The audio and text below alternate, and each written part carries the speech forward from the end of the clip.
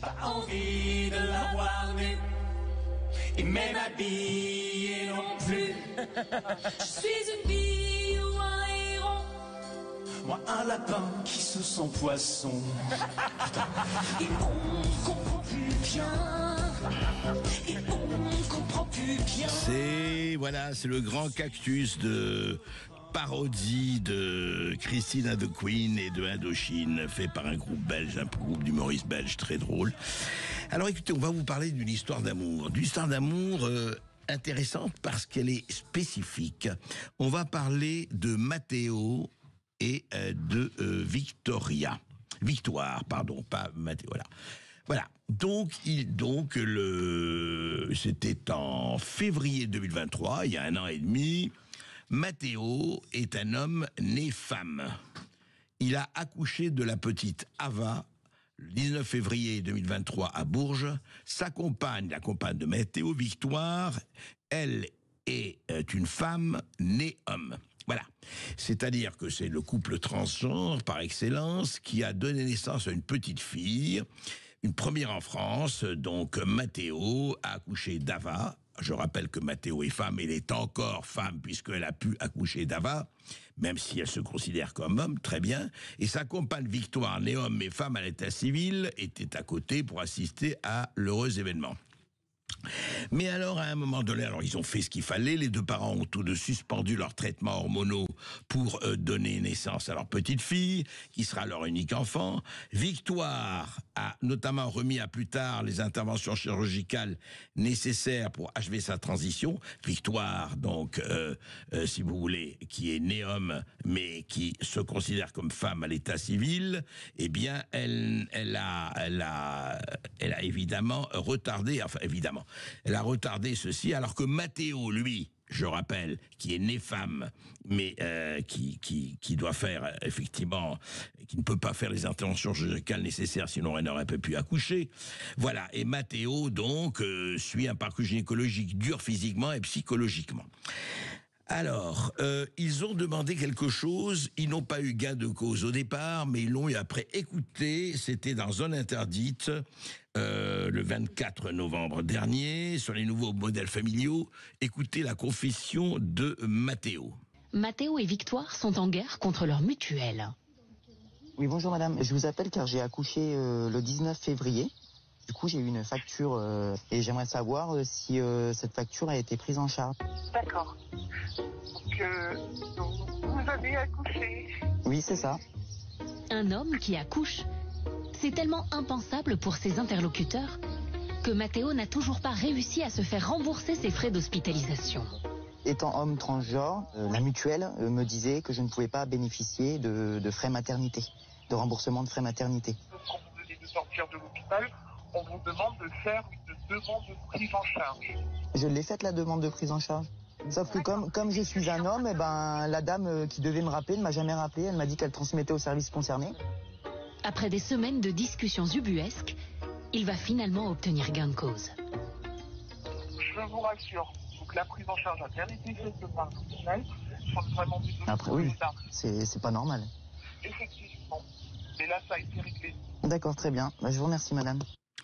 Voilà, donc, écoutez l'histoire, tout est bien qui finit bien. Il a obtenu le remboursement de la mutuelle. Et quoi, vous allez me dire? Bien, et quoi? On peut se poser des questions d'abord au niveau remboursement. Nous avions reçu en octobre, il y a 1 an, Dora Muto et Marguerite Stern, qui ont écrit ce livre très intéressant, que je vous ai recommandé à l'époque, et je vous recommande toujours, Transmania. Transmania, c'est justement tout le problème du genre, d'hommes qui veulent devenir femmes, de femmes qui veulent devenir hommes, qui veulent faire les opérations pour cela, et c'est un parcours du combattant, lent, difficile.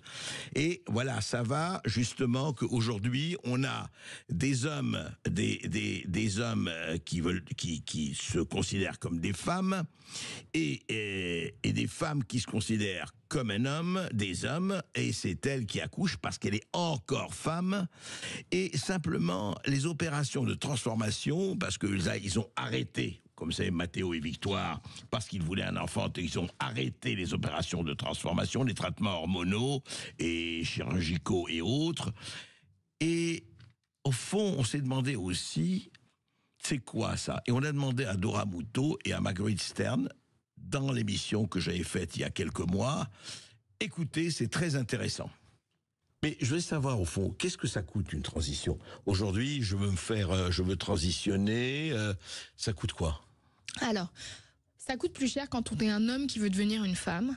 Donc nous, on a calculé que pour faire tout ce qu'il faut, c'est-à-dire prendre des hormones à vie, plus faire un certain nombre de chirurgies, donc chirurgie génitale, chirurgie faciale, épilation intégrale, faire... Ça, c'est pour un homme qui veut dire femme. Oui, voilà. Oui. Faire, par exemple, l'opération des cordes vocales, pomme d'Adam, plus avoir quelqu'un qui vous aide à rééduquer votre voix, parce que c'est pas forcément évident. Et alors? Voilà. Eh bien, on est à plus de 100 000 euros. Et ça, c'est vraiment la fourchette hyper basse avec des prix dans le public. Et ça, c'est pris en charge par la sécurité sociale intégralement. Intégralement prise en charge par la sécurité sociale. Vous m'entendez? Ça coûte 125 000 euros. Quand vous voulez faire des lunettes et quand vous voulez changer une partie, vos dents, etc., vous êtes remboursé, vous le savez, à combien? Alors, les dents et les lunettes... Eh bien, ça coûte très cher. Mais si vous voulez changer de genre, aucun problème. 125 000 euros remboursés intégralement par la sécurité sociale. C'est dans la loi. Alors, quand même, on peut se poser des questions. Ils veulent être, effectivement, devenir femme, devenir homme. Après tout, chacun a le droit, quand il est adulte, je rappelle. Parce que quand on a 7-8 ans et qu'on laisse faire un enfant qui ne sait pas très bien où il est et dans quel repère il est, dans quel état il erre, ça, c'est autre chose. Mais en attendant, où va-t-on là-dessus? Où va-t-on là-dessus pour une raison très simple? J'ai aucun problème, moi, chacun fait ce qu'il veut quand il est adulte. Mais quand on arrive à ceci... une affiche de planning familial. Au planning familial, on sait que l'avortement concerne aussi les personnes trans. Et il y a une photo de quelqu'un qui tend une affiche, le droit à l'IVG pour tous et toutes. C'est-à-dire que moi, homme, que Julien Delmas et que Manu, eh bien, sachez-le, vous avez droit à l'avortement. Oui, absolument. Vous avez droit à l'avortement parce que vous pouvez être une femme comme une autre. C'est magnifique, voilà. C'est, je rappelle, le très officiel planning familial. La campagne d'affiches aussi financée par Santé publique France. Association extrêmement forte, voilà, il y a 2024. Alors, de quoi on parle? 4 affiches thématiques. Avortement transmasculin par Laurier de Fox. Accueil des mineurs. .es.trans en questionnement par Laurier de Fox, vie affective par Sylvie, et on nous dit voilà, le planning familial défend le droit à l'avortement pour toutes les personnes susceptibles de porter une grossesse, y compris des hommes trans. Malheureusement, ces derniers se heurtent à des difficultés très concrètes, et on l'a vu, effectivement, pas seulement pour l'avortement, mais pour l'accouchement. Donc, moi je veux bien tout cela. Mais enfin, il y a quelque chose d'abord. 125 000 euros payés par la sécurité sociale quand tous les Français qui ont des problèmes de dentition ou de problèmes de vue se font à peine rembourser du quart ou du tiers aujourd'hui.